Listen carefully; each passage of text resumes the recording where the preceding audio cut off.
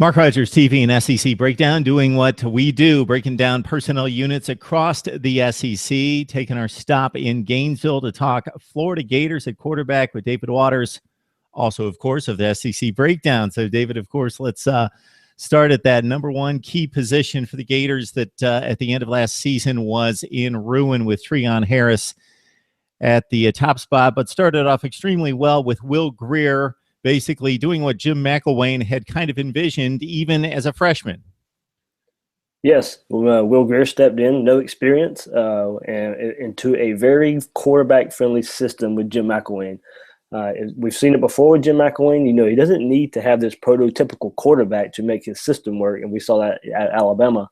It's not the 6'6" guys, 240, 50-pound guys that Jim McElwain can win with. It's guys who are smart with the ball and can manage the offense, and that's exactly what Will Grier was doing. Yes, he struggled at times, but also he showed some poise and maturity. The fourth quarter against Tennessee, the next game after that against Ole Miss, where Florida's offense was humming quite along, and we saw what that type of offense can do with Jim McElwain at Florida. And the talent that, was necessarily still Will Muschamp's type of players, but McElwain found a formula that he could win with when he has a quarterback that can get rid of the ball. And that's kind of what the problem was when they went to Treon Harris. Treon Harris didn't really get rid of the ball, didn't know where to go with the ball at times.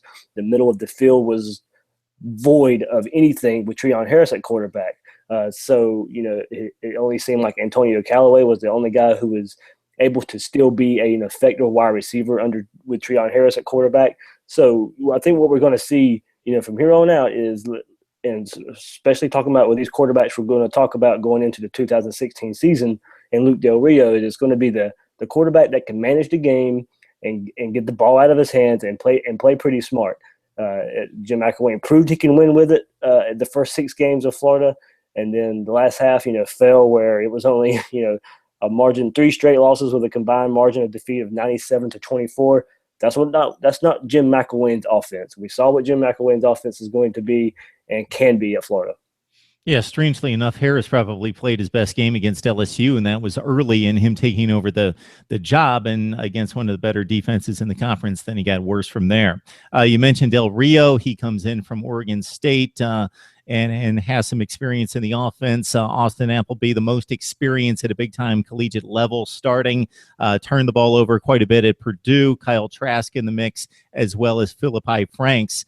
How do you size this thing up? Obviously, if you had one dominant quarterback, he would be the guy. But these guys have a number of strengths and weaknesses that make it an interesting competition. Yes, and Florida went into the spring with Luke Del Rio being the number one, and came out of spring with Luke Del Rio being the number one. Probably expected a little bit more competition from Austin Appleby in a way, but Appleby started slow, looked really good, and played pretty well in the spring game. But it was Luke Del Rio in the spring game, went from 10 of 11 for 176 yards, 2 touchdowns, no interceptions. And remember, 10 for 11. The one incompletion, I'm going to say, might have been his best play.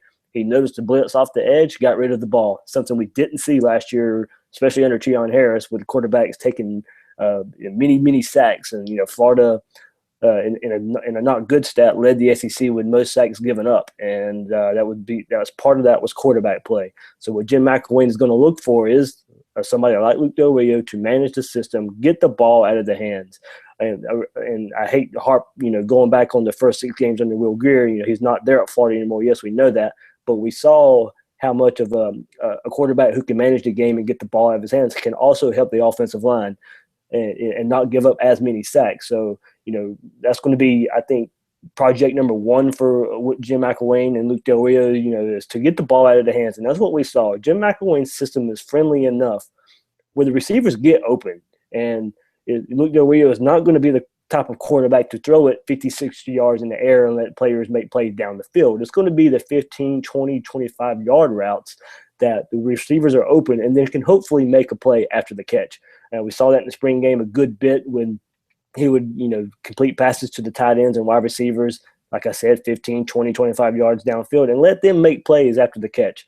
And I think that's, definitely going to be part of the Jim McElwain offense with Luke Del Rio. Now, we know Austin Appleby, Kyle Trask, Feliepe Franks have the bigger arms. They're the more prototypical 6'6", 230, 40-pound guys who can launch it.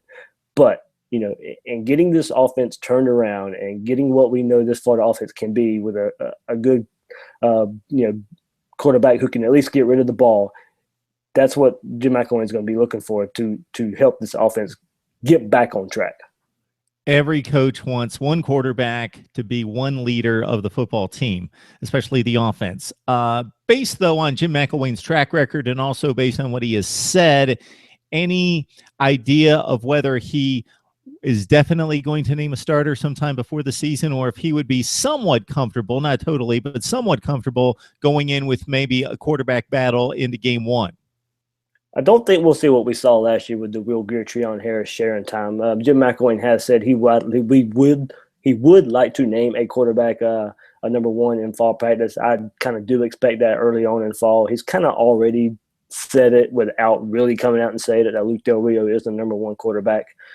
Even though I still think Del Rio will be the clear number one. I think he will still at least get Austin Appleby some important times in games. I'm not sure if we'll see either the freshman Trask or Feliepe Franks with game experience, as I'm sure he'd like to redshirt at least one of them. So maybe he'll choose one of those to get some experience. But based off of last year and knowing the unknown can happen, whether it be an injury or forbid another suspension somehow, that the backup quarterback position needs to be able to come in and play. And I think with these type of quarterbacks Jim McElwain has, he knows he can run his offense through these types of quarterbacks, not necessarily have to cater to a quarterback who is more probably a run style like Treon Harris was. So I would say early on in spring, Del Rio will be named the starting quarterback for Florida, and then being able to take most of the reps in practice. And more importantly, Antonio Callaway was not, not available for spring, so it's going to be his first time getting a lot of experience with these quarterbacks as well, namely Del Rio. So it's going to be important to name one quarterback, namely Del Rio, and get the repertoire with all the receivers, namely Antonio Callaway. All right, David Waters and SEC Breakdown will be here over the next several weeks to break down every positional unit for the Florida Gators as we head toward August camp. Thanks, David. Thanks, Mark.